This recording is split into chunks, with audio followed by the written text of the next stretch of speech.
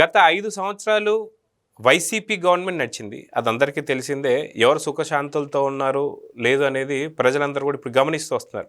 అయితే ఇదంతా ఒక ఎత్తు అయితే నిజంగా ఎలక్షన్ కోడ్ ఉన్నప్పుడు ఎలాంటి చర్యలు తీసుకోవాలనేది గత 5 ఏళ్ళు వాళ్ళు ప్రభుత్వంలో ఉన్నారు కాబట్టి చాలా క్లారిటీగా తెలుసు వాళ్ళకి.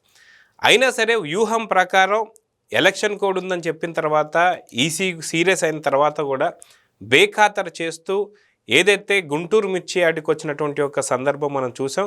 అక్కడ వచ్చి హడావిడి చేయడం కావచ్చు, టెన్షన్ వాతావరణం నెలకొల్పింది మనం చూస్తూనే వస్తాం. అయితే దీనిపై రైతులు సాయంత్రం కూడా చాలా ఆగ్రహం వ్యక్తం చేశారు. ఏంటంటే 11 టిక్కీల మిర్చి మాయమైపోయింది, ఒక రైతు జేబులో ఉన్న 30,000 మాయమైపోయాయి, ఒక 4-5 సెల్ ఫోన్లు కూడా మాయమైపోయాయి. పూర్తిగా అక్కడ ఉన్నటువంటి ఒక మీడియాని కూడా కొట్టడం కావచ్చు, ట్రైపాడ్లు పలగొట్టడం కావచ్చు, వీటన్నిటి గురించి చాలా ఆగ్రహం వ్యక్తం చేశారు. అయితే ఈ కేసుపై నల్లపాడు పిఎస్లో 206 అనే కేసుపై ఏదైతే ఒక కేసు నమోదైందో దానిపై అంబటి రాంబాబు రియాక్షన్ అయితే చాలా విచిత్రంగా ఉంది. అదిగాక తన సొంత ఛానల్లో కూడా పెడితే గంటకి ఒక 200 మంది కూడా పూర్తిగా చూడలేదు. అంటే ప్రజల స్పందన ఎలా ఉందనేది ఇక్కడే మనకు అర్థమైపోయింది. సాక్షిలో వేసినా సరే అదే 200-300 మంది మాత్రమే చూస్తున్నారు తప్ప మిగతాది ఎక్కడా లేదు. అయితే దీని గురించి మనతో మాట్లాడడానికి పొలిటికల్ అనలిస్ట్ శ్రీలీల గారు ఉన్నారు. వారిని అడిగి తెలుసుకుందాం. మేడం నమస్తే. నమస్తే. ఎలక్షన్ కోడ్ ఉంది అన్నప్పుడు అసలుకి ఎలా ఉండాలనేది నిజంగా అంటే వాళ్ళు ఇప్పటిదాకా ప్రభుత్వంలోకి రాకపోతే లేదంటే వాళ్ళ గవర్నమెంట్ రాకపోతే వాళ్ళకి తెలియదు అని చెప్పి అనుకోవచ్చు. కానీ 2019 నుంచి 24 దాకా వాళ్ళు గవర్నమెంట్లో ఉన్న తర్వాత ఎలక్షన్ కమిషన్ సంబంధించినటువంటి రూల్స్ ఎలా ఉంటాయి, రెగ్యులేషన్స్ ఎలా ఉంటాయి అనేది వాళ్ళకి తెలుసు. సరే, వాళ్ళ హయాంలో కూడా ఎలక్షన్ కమిషన్ పట్టించుకోకుండా ఈవీఎంలు బద్దలు కొట్టిన సంగతి అందరికీ తెలిసిందే. అటువంటిది ఈ ఎలక్షన్ కమిషన్ వద్దు అని చెప్పి పర్మిషన్ ఇవ్వకపోయినా సరే మేము వచ్చామని చెప్పి అంబటి రాంబాబు మాట్లాడుతున్నాడు. ఒక వ్యూహం ప్రకారమే మేము వచ్చామని చెప్పేస్తున్నాడు అక్కడ. సో ఒక వ్యూహం ప్రకారం వచ్చిన తర్వాత ఇక్కడ కేసు నమోదైద్దని సంగతి కూడా తెలుసు. కక్షపూరితంగానే A1గా జగన్ని పెట్టారని చెప్పి మాట్లాడుతున్నాడు. సో నిజంగా ఒక వ్యూహం ప్రకారం ఇలా చేయడాన్ని మనం ఎలా చూడాలి? నిజంగా ఇంకొక మాట కూడా అన్నాడు దీంట్లో, ఆయన సంబంధించిన యూట్యూబ్ ఛానల్లో జగన్ చాలా ప్రశాంతంగా ఇంటికి వెళ్ళడం అనేది చంద్రబాబు నాయుడు గారికి, లోకేష్ గారికి నిద్ర పట్టలేదు అంటున్నాం. అంటే ఈ యొక్క మిర్చి యార్డుకి సంబంధించినటువంటి ఒక యాత్రలో ఏదో ప్లాన్ చేశారా? మళ్ళీ కోడికత్తి కావచ్చు, లేదా గులకరాయి కావచ్చు, లేకపోతే ఇంకేదైనా ప్లాన్ చేశారా అంటే ఏం చెప్తారు? అంబటి రాంబాబు అనటం కన్నా కూడా సంబరాల రాంబాబుగా, గంట అరగంట రాంబాబుగా అందరికీ తెలుసు. ఇతను ఈ మధ్య వీళ్ళు ఎప్పుడైతే 11కు పరిమితం అయిపోయారో అప్పటి నుంచి ఏదో ఒకటి ఒక మైక్ ముందు పెట్టేసుకొని ఏదో చెప్పాలని ప్రయత్నం చేస్తూ ఆ ప్రయత్నంలో ఆ కార్యక్రమం గురించి గుట్టంతా రట్టు చేసేసుకొని అక్కడ ఎవరైతే మెయిన్ పర్సన్స్ ఉన్నారో వాళ్ళని ఇరికించడమే చేస్తున్నాడు. ఫస్ట్ నుంచి ఏ ప్రెస్ మీట్ పెట్టినా కూడా అదే చేస్తున్నాడు అంబటి రాంబాబు. అదే పని చేశాడు ఈరోజు కూడా. అతను సొంత అల్లుడే అంబటి రాంబాబుని వాడు మనిషి కాదు, మానవ మృగం, నా తండ్రిని చిత్రహింసలు పెట్టాడు అని స్వయంగా వాళ్ళ అల్లుడు వచ్చి చెప్పాడు. ఇట్లాంటి వ్యక్తి జగన్మోహన్ రెడ్డి పక్కన ఎవరుంటారో మనం ఇంతకుముందు కూడా చెప్పుకున్నాం. ఇట్లాంటి వాళ్లే ఉంటారు, వీళ్ళకి మంచి చెడు మర్యాద ఏది ఉండదు. ఏదైతే నిన్న గుంటూరు మిర్చి యార్డ్లో వీళ్ళు చేసిన హంగామా అంతా ఇంత కాదు, విధ్వంసమే సృష్టించారు అక్కడ. అది అందరికీ తెలుసు. ఎలక్షన్ కోడ్ ఉంది. మైకులో వీళ్ళు అక్కడ చేరిన తర్వాత కూడా పోలీసులు మైకులో పదే పదే చెప్పారు, ఇక్కడి నుంచి వెళ్ళిపోండి, 144 సెక్షన్ నడుస్తుంది, ఇలాంటి పనులు ఇక్కడ కుదరదు, జనం సమూహంగా ఒక చోట చేరకూడదు, ఎట్లాంటి విఘాతాలు జరుగుతాయో ఎవరికి తెలియదు. అట్లాంటి టైంలో వీళ్ళు ఎలా ఇక్కడున్న గుంటూరులో ఏదైతే మిర్చి యార్డు ఉందో రైతుల కోసం మేము పోరాడుతున్నాం అన్నారు. అదే రైతులు మిమ్మల్ని మేము అడిగామా, ఏం చేశారు మా కోసం ఈ రోజున వచ్చి? మా మిర్చి బస్తాలు ఎత్తుకుపోయారు, 14 టిక్కీలు మిర్చి మాయం చేసేసారు. ఎవరు తీసుకెళ్లారు అంటే వైఎస్ఆర్సీపీ వాళ్ళ వ్యాన్లోనే అవి దొరికాయి. అంటే వీళ్ళంతా ఎంపీలను ఎమ్మెల్యేలు కలిసి 14 మంది ఉన్నారు కదా, అందరూ 11 మంది ఎమ్మెల్యేలు, 3 ఎంపీలు పంచుకుందాం అనుకున్నారు 14 మిర్చి బస్తాలు. ఆ విషయం మర్చిపోయాడు అంబటి రాంబాబు చెప్పటం. ఎందుకంటే అతనికి వాటా లేదు దానిలో, చెప్పాల్సింది ఆ విషయం మర్చిపోయాడు. ఇదంతా ఒకటైతే ఈ అంబటి రాంబాబు ఏదైతే చెప్తున్నాడో ప్లాన్ ప్రకారం అంటున్నాడు. ప్లాన్ ప్రకారం అంటే వీళ్ళు ఏం ప్లాన్ చేసుకుని వచ్చారు అక్కడ? ఫస్ట్ తిరుపతి హాస్పిటల్లో చూసాము, అక్కడ ఒక పేషెంట్ని చంపాలని ప్రయత్నం చేశారు. అదేవిధంగా నాకు తెలిసి జనం అందరూ కూడా ఏమని అనుకుంటున్నారంటే ఎవరో ఒక అమాయకమైన రైతుని వీళ్ళు చంపటానికి ప్లాన్ చేసి ఉంటారు. ఏదో ఒక రైతుకి ఏదో ఒక ఇబ్బంది గురి చేసి ఇదిగో మిర్చికి రేట్ లేదు, రైతులు ఆత్మహత్యలు అని సృష్టించడానికే వీళ్ళ ప్రయత్నం జరిగింది. పదే పదే చెప్తున్నాడు అంబటి రాంబాబు, మేము ప్రశాంతంగా ఇంటికి వెళ్ళాము అని. జగన్మోహన్ రెడ్డి వెళ్ళాడు, అందుకనే తండ్రి కొడుకులకి నిద్ర పట్టలేదు అని. ఎందుకు నిద్ర పట్టలేదు? ఈయన వచ్చి చూశాడా వాళ్ళ ఇంటికి వచ్చి? వాళ్ళకి నిద్ర పట్టలేదని లేకపోతే ఈయన ఫోన్ చేసి చెప్పారా? ఏం మాట్లాడతారో వాళ్ళకి అసలు వైనం లేని విధానంలో ఉన్నారు ఇప్పుడు. పాపం 11కు పరిమితం అయిపోయిన తర్వాత ఈ అంబటి రాంబాబు అనే వ్యక్తికి నిన్న వచ్చి అనవసరంగా వచ్చాము ఏదో చేశాము అనేది మానేసి పోలీసులు కేసు పెట్టారు. కేసు పెట్టారంటే నిజమే కదా. ఇప్పుడు అక్కడ మీరు 144 సెక్షను, ఒకవైపు పోలింగ్ జరగబోతుంది, దానికి సంబంధించి కోడ్ నడుస్తుంది. మీరు ఏ విధంగా వస్తారు? మీకేం తెలియని పల్లెటూరు బయతులేం కాదు కదా. అమ్మ నాకేం తెలియదు, మేము వ్యవసాయం చేసుకుంటాం, మాకు చదువు రాదు, లేకపోతే ఇంకోటో అని చెప్పుకోవడానికి లేదు. మీరు పరిపాలించారు 5 సంవత్సరాలని చెప్పేసుకుంటున్నారు. మరి మీకు తెలియదా రూల్స్ అండ్ రెగ్యులేషన్స్? అయినా వీళ్ళు అధికారంలో ఉన్నప్పుడు అవన్నీ ఎప్పుడు పాటించారు వీళ్ళు? కాబట్టి అదే ప్రయత్నం చేశారు నిన్న. అయితే నిన్న మనం చూసుకుంటే ఏదైతే వల్లంనేని వంశీ అరెస్ట్ అయిన తర్వాత తను జైల్లో ఉన్న తర్వాత తను చంపాలనే ప్రయత్నం చేస్తున్నారని చెప్పేసి ఒక పక్కన జగన్ అనడం కావచ్చు, పొన్నవల సుధాకర్ చెప్పడం కావచ్చు, లేదా పంకజశ్రీ తన వైఫ్ చెప్పడం కావచ్చు, ఇదొక కుట్రకోణంగా మనం చూడాల్సినటువంటి అవసరం ఉంది. అందుకే వల్లంనేని వంశీకి సంబంధించిన బ్యారికేడ్ ఏదైతుందో దానికి పరదాలు కట్టి ఎవరితో కూడా కలవకుండా, అంటే గతంలో మనం చూసాం. అంటే ఇవన్నీ ఎందుకు మాట్లాడుకోవాల్సి వస్తుంది అంటే, గతంలో మనం ఏదైతే పరిటాల రవి గారి కేసు చూస్తే ఆయన్ని అక్కడ బయట చంపడం కావచ్చు, తర్వాత మొద్దుసీన్ని ఓంప్రకాష్ జైల్లో చంపడం కావచ్చు, మళ్ళీ ఓంప్రకాష్ అనుమానాస్పదంగా చనిపోవడం కావచ్చు, దాని తర్వాత మధ్యల చెరువు సూరి ఎవరైతే ఉన్నారో తన భానుప్రకాష్ ఎవరైతే ఉన్నారో తను కారులో చంపడం కావచ్చు.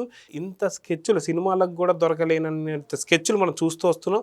అదే మళ్ళీ మనకి వివేకం 2లో రిపీట్ అయింది. సో వివేకం లాగా మళ్ళీ వంశీ బలి కాబోతున్నాడా అనేటువంటి ఒక అనుమానంలో ఒక పక్కన అయితే, ఇక్కడ జగన్ కూడా చాలా ప్రమాదం లేకుండా ఎటువంటి హడావిలు లేకుండా ఇంటికి వెళ్ళాడని చెప్పేసి అంటే ఏం చేయాలని చెప్పేసి అనుకున్నారు అంటే ఏం చెప్తారు? వీళ్ళకి ఫస్ట్ నుంచి కూడా ఒక దుర్బుద్ధి ఉంది. ఎలా అంటే వీళ్ళు చేసేవన్నీ కూడా దురాలోచనలు.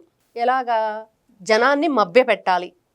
ఆ రోజున దండేస్తుంటే అదేదో గుచ్చుకుంటే ఎవరో రాయేశారు, రాయితో కొట్టారు. అంతకుముందు కోడికత్తి సీను, అతని పాపం అతను ఇంతవరకు జగన్మోహన్ రెడ్డి అనే వ్యక్తి జైలుకి వెళ్ళి అతని గురించి చెప్పిందే లేదు. ఎవరు దానికి కారకులు అంటే ఏదో ఒక ప్లాన్ చేసి ఏదో ఒక విధంగా తనని ఏదో చేయబోతున్నారు అనే భ్రమని సృష్టించి అక్కడ జనాన్ని తన వైపు మరల్చుకోవటానికి కొత్త కొత్త వ్యూహాలు రచిస్తున్నాడు జగన్మోహన్ రెడ్డి అండుకో. కానీ సొంత ఇంట్లో వాళ్ళే నమ్మక బయట పెట్టేశారు. సో సొంత చెల్లి బయటే ఉంది, తల్లి బయటే ఉంది. ఎవరైతే వైఎస్ సునీత గారు కూడా మా అన్న చెప్పే అబద్ధాలు 1 లేదా 2 సార్లు నమ్ముతారు, కానీ ఇన్నిసార్లు ఎవరు నమ్మరని చెప్పి తన సొంత చెల్లి కూడా మొదట్లో నమ్మింది. ఏదో ఒకటి అన్న హెల్ప్ చేస్తాడు, ఈ 5 సంవత్సరాల్లో కేసు తేలిద్దని చెప్పి.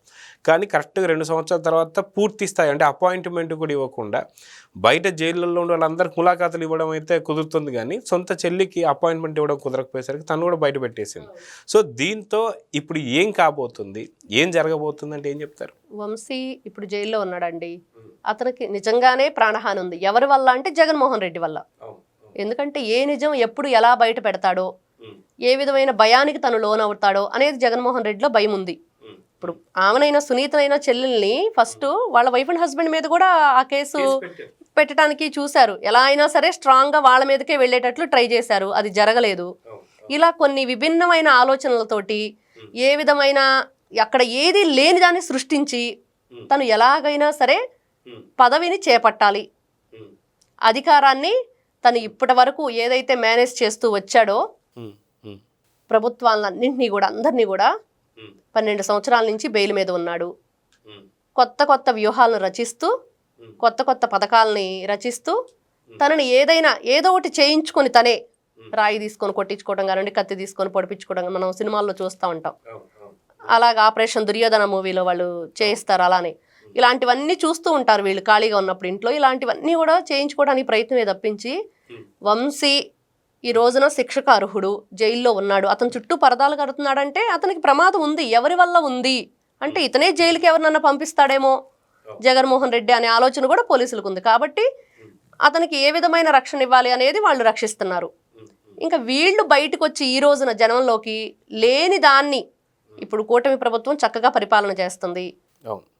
ముగ్గురు ఎవరైతే మోడీ గారు, పవన్ కళ్యాణ్ గారు, చంద్రబాబు నాయుడు గారు వీళ్ళు చక్కగా ప్రజలకు ఏ విధంగా కూడా ఇబ్బంది లేకుండా ఇప్పుడు వచ్చి 9 నెలలు కూడా అవ్వలేదు, వీళ్ళు గగ్గోలు పెడుతున్నారు. ఏదో ఒకటి బురద చల్లాలి, కొత్తగా ఏదో ఒకటి క్రియేట్ చేయాలి, ఏ విధంగా మనం ఇబ్బంది పెట్టే విధంగా ప్రయత్నం చేయాలి. జనంలో లేని ఇబ్బందిని క్రియేట్ చేస్తున్నారు, లేని ఆలోచనలు క్రియేట్ చేస్తున్నారు. అదే అంబటి రాంబాబు మాట్లాడే మాటల్లో కూడా చాలా ప్రశాంతంగా ఎటువంటి ప్రమాదం జగన్కి జరగకుండా ఇంటికి వెళ్ళిపోయాడు. సో దీంతో చంద్రబాబు నాయుడు గారు, లోకేష్ గారు ప్రశాంతంగా పడుకోలేదని మాట్లాడుతున్నాడు. అంటే వీళ్ళు మార్గ మధ్యంలో ఏదో రోడ్డుకి సంబంధించినట్టు ఇష్యూస్ కావచ్చు, అంటే అంతకుముందు ఒక గతంలో వాళ్ళ తల్లికి జరిగినట్టు 2 టైర్లు ఊడిపోవడం కావచ్చు, లేకపోతే ఇంకోటి ఏదైనా కావచ్చు, ఇలాంటి ప్రమాదాలు వీళ్ళే సృష్టించుకొని ఇది మళ్ళీ బాబు గారు, లోకేష్ గారు చేశారని చెప్పి నెపని నెట్టాలని చెప్పి ట్రై చేసి ఉంటారు. అది అవ్వలేదు. సో ఖచ్చితంగా ఇక పైన అంటే భవిష్యత్తులో ఇలాంటి ప్రమాదాలు వీళ్ళే సృష్టించుకొని చేస్తున్నారు కాబట్టి ఖచ్చితంగా ప్రజలు నమ్ముతారా లేదంటే ఏం చెప్తారు? నిన్న మనం రైతులు చూసుకుంటే రైతులు అక్కడ ఉన్న అసలు రైతులేమో పరిగెత్తారు, ఇక్కడ గందరగోళం జరుగుతుందని ఆ ప్లేస్ నుంచి వేరే ప్లేస్కి వెళ్ళారు. కానీ వీళ్లతో పాటు వీళ్ళ మనుషులు రైతుల వేషాల్లో వచ్చిన వాళ్ళు అక్కడ విధ్వంసాన్ని సృష్టించారు, భయభ్రాంతులకి గురి చేశారు. అక్కడ ఎవరైతే ఆ కోల్డ్ స్టోరేజ్ సంబంధించిన వాళ్ళు ఉన్నారో వాళ్ళు కూడా యజమానులు చాలా అభ్యంతరం వ్యక్తం చేశారు, ఇక్కడ బాలేదు, ఇంత దీనికి వీళ్ళు తెగబడ్డారు అనేది. కానీ అక్కడ రైతులు అనేవాళ్ళు ఎవరూ లేరు. ఈ రోజున రైతులు ప్రెస్ మీట్ పెట్టి స్వయంగా వాళ్లే చెప్పారు నిన్నెవరు రమ్మన్నారు అని. అదేవిధంగా ఇప్పుడు మీరు ఏదైతే అడుగుతున్నారో వీళ్ళు ఏదన్నా అట్లాంటివి సృష్టిస్తే ప్రజలు నమ్ముతారా అంటే వీళ్ళ నమ్మకానికి కాలం చెల్లిపోయింది. ప్రజల్లో నమ్మకం లేదు వీళ్ళ మీద. ఒకసారి నమ్ముతారు, 2 సార్లు నమ్ముతారు. సొంత తల్లి చెల్లి ఈ రోజున ఒకటే, వాళ్ళు ఎన్ని ప్రయత్నాలు చేసినా ముందు షర్మిల వచ్చి చెప్పిద్ది మా అన్న దొంగ, ఇదిగో దీనికి కర్మకర్త క్రియ, ఇతను ఇలా క్రియేట్ చేశాడు అని. ఎవరు నమ్ముతారు? ఇంకా సొంత చెల్లి తల్లి చెప్పిన తర్వాత ఎవరూ నమ్మరు. గతంలో మనం చూసుకుంటే అంబటి రాంబాబు ఒక వ్యక్తిని తీసుకొచ్చేసి ఈ వ్యక్తి మా ఇంట్లో ఉన్నాడు, దమ్ముంటే అరెస్ట్ చేయండి అని చెప్పేసి కావాలని చెప్పి ఇరికిచ్చి మరి తను అరెస్ట్ చేసినట్టుగా చూసాం. అదిగాక ఏదైతే మన పేర్ని నానికి సంబంధించిన ఇష్యూలో కూడా అవును నిజంగా పేర్ని నాని బియ్యం దొంగతనం చేస్తే ఏం చేస్తారంటే వాళ్ళని అరెస్ట్ చేయడం చూసాం.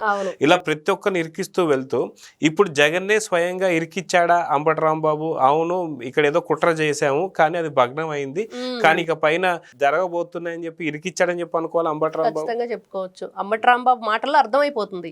ఇప్పుడు ఇంతవరకు కూడా ఎవ్వరు మాట్లాడినా జగన్మోహన్ రెడ్డి ప్రశాంతంగా ఇంటికి వెళ్ళాడు, అందుకని తండ్రి కొడుకులకు నిద్ర పట్టట్లేదు అంటే అతనికి వెళ్లకుండా చేయటానికి వీళ్ళే ఏదో క్రియేట్ చేసుకున్నారు, అది జరగలేదు. ఇక పైన కూడా చేస్తాము అన్నట్టు చిన్న హింట్ ఇచ్చేసినట్టుగా ఈ రోజు వైఎస్ జగన్మోహన్ రెడ్డి ఇంకో చోటకు వెళ్ళాడు. ఇక్కడైనా ఏదైనా వాళ్ళు సృష్టించుకోవచ్చు. ఎందుకంటే టీడీపీ నాయకులు కానీ చంద్రబాబు నాయుడు గారు ఒకటే, ఎప్పుడు కూడా మీరు క్రమశిక్షణతో ఉండండి, విధ్వంసాలు సృష్టించకూడదు, నిజాయితీకి కట్టుబడి ఉండాలి. కాబట్టి అట్లాంటి విధ్వంసాలు ఎప్పుడూ టీడీపీ వాళ్ళ ఎవరైతే కార్యకర్తలు ఉన్నారో వాళ్ళు ఎప్పుడు కూడా రాళ్లు విసరటాలు ఇట్లాంటివన్నీ ఎప్పుడూ లేదు. అలాంటిది అరెస్ట్ అయినప్పుడే ఎక్కడ ఏం చేయొద్దని చెప్పేసి చెప్పారు కాబట్టి చాలా సైలెంట్ గా జరిగింది. అవును. ఎలా అంటే అది ఇప్పుడు గాంధీజీ ఉప్పు సత్యాగ్రహం చేసినట్లుగా చంద్రబాబు నాయుడు గారు అక్రమ అరెస్ట్ అప్పుడు అలానే జరిగింది. చాలా శాంతియుతంగా చేశారు. ఎక్కడ చేశారండి ధర్నాలు? ఎవరికైనా సరే ఇంత ఆటంకం కలిగించారా టీడీపీ కార్యకర్తలు, తెలుగు ప్రజానికం?